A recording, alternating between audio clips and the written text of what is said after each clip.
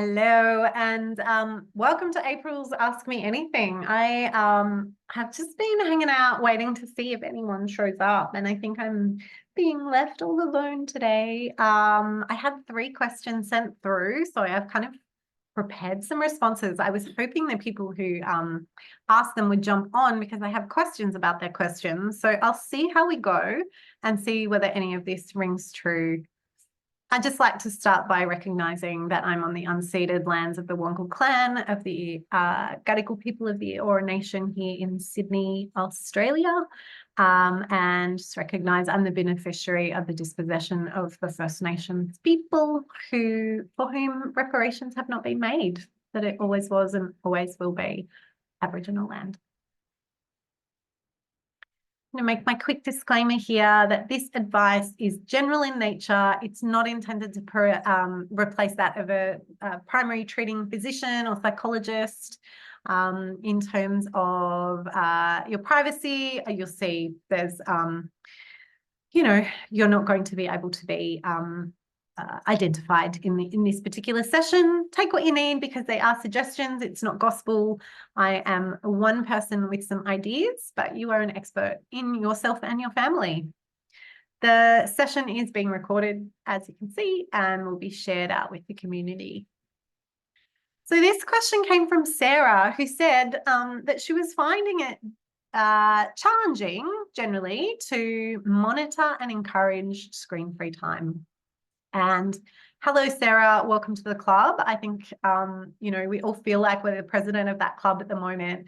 That screen time management fatigue and that sense of like constantly having some of the battles around screens is quite tricky because most of this falls disproportionately to women folk or to the primary carer who most of the time happens to identify as a woman.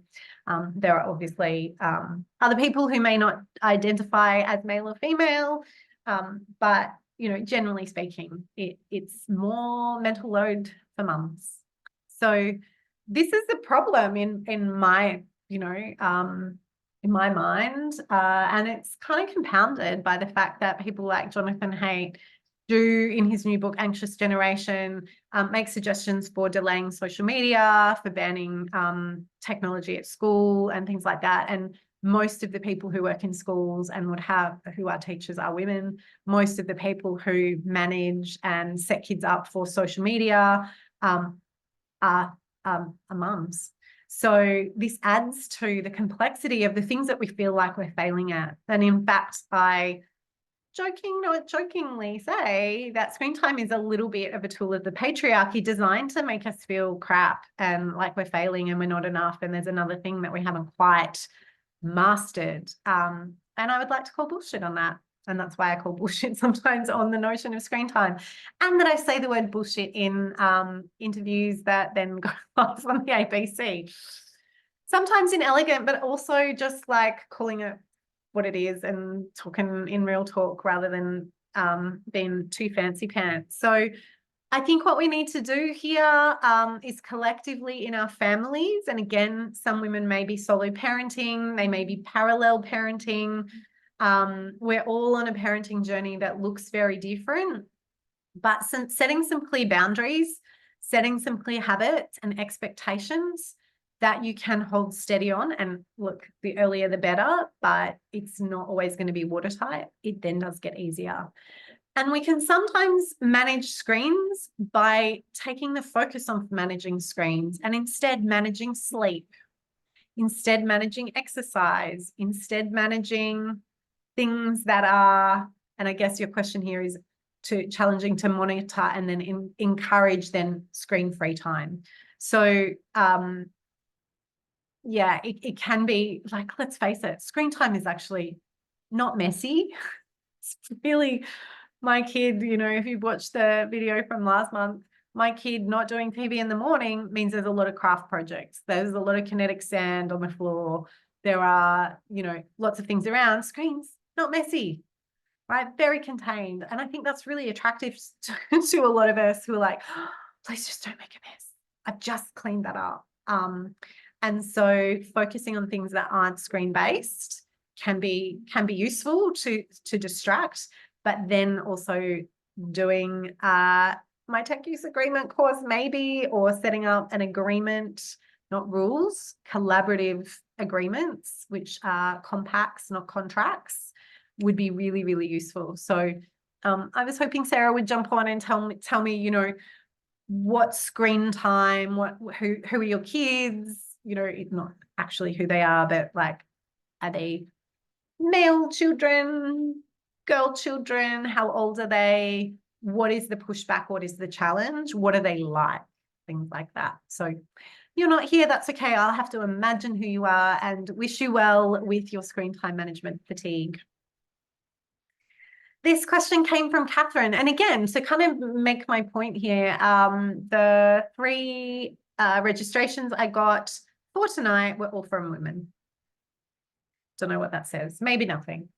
Connecting with kids. So Catherine says, how do I build connection with my 12-year-old? There's a couple of things here. One is just to really connect, if it's safe for you to do so, to connect with your 12-year-old self, to sort of call her in, to think about, you know, when I was 12, what was I doing? Who was I hanging out with? What music was I listening to? Where did I, you know, go for a holiday? Who were my friends? What was happy in my life? What was like really confusing or hard in my life? And thinking through some of those things. And so connecting with your own, I wouldn't necessarily say inner child, maybe inner tween, and remembering what you needed. Like, what did you need from a parent? Did you get what you needed when you were that age? What, you know, like our relationship to our parents change. And sometimes I think parents think that when your kids are teens, they only need you for money. They actually need you for tons of stuff. So thinking about what you needed and whether you got what you needed when you were 12 would probably be where I would start. Again, if that's safe for you to do so, I don't obviously know you and I don't know what your experience of adolescence was. So if that's safe and if that's not going to be difficult for you, you could consider that. And then I would say, well, like, the child is the expert in their own life. Ask them, what are they into? What are they like? My guess is they probably like a whole bunch of YouTubing stuff. They like some people who do things online and unbox things and potentially live lives that she doesn't lead. And I'm guessing here too, I don't know whether your 12-year-old is a boy or a girl, but I was sort of, you're a female, maybe you have a daughter, I don't know. But again, like, what do they enjoy? What are they into online? Girls tend to be into, sometimes gaming, but more often some of the YouTubers who might play games, that might do unboxing, might do little like activities and different things like that. If they're boys, they might be, watching, you know, I'd take a radical stab and say they're probably watching Gamers Game on YouTube. They might be watching particular shows. They might be being creative, but I would actually like dig into what they're doing and then connect with that. Show your interest. Ask a lot of questions about what they're into and why they like it. What are some of the things that happened in their online spaces? Create those opportunities to have conversation. It also, like, what I've put here is, how can you step into their world without overstepping? So how can you show that you're interested? How can you, and again, depending on your life, whether you have other kids that you're maybe attending to or you're pulled in lots of different directions, maybe it's just about creating like a day for you to go and hang out, or half a day where you can go and hang out. What would you like to do? You know, have a look at what's coming to a theatre near you, or what shows are on, different things that are out there that you can actually say, hey, what if we went and made a special day of going to do this thing? See if you can kind of, you know, connecting with kids isn't like, hi, I'm here and I want to be your friend and I haven't, you know, been around for the last however long and now, like, let's hang. It's kind of like sliding back in and building that connection back up. And again, one of the questions I had is, where is the connection at? What's going on in your life? Really difficult to support you there without a little bit more contextual information. And then this one, I think, is about digital sunset. So literally what I got from Sarah here is house shutting down at end of day, ideally by 8 p.m. to 8 a.m. Can I still get notice on calendar change? Tips to organize this better. So I, again, would love to say, can you just explain? I think what you mean is like, how do we get everyone off to bed? How do we create that process? And it is a process. We don't just go, okay, lights off. We, as kind of like a computer, shutting each of the applications down and then shutting down, right? So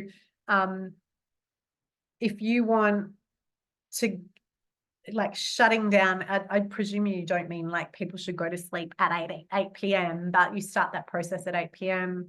What's your hard out? So usually I work with sleep time. So if you and your family need to get up, let's say by 7 a.m., depending on the age of you and your children, I'm guessing there's children in here. Let's just say it's you as an adult. You need, let's say, at least 7 hours sleep.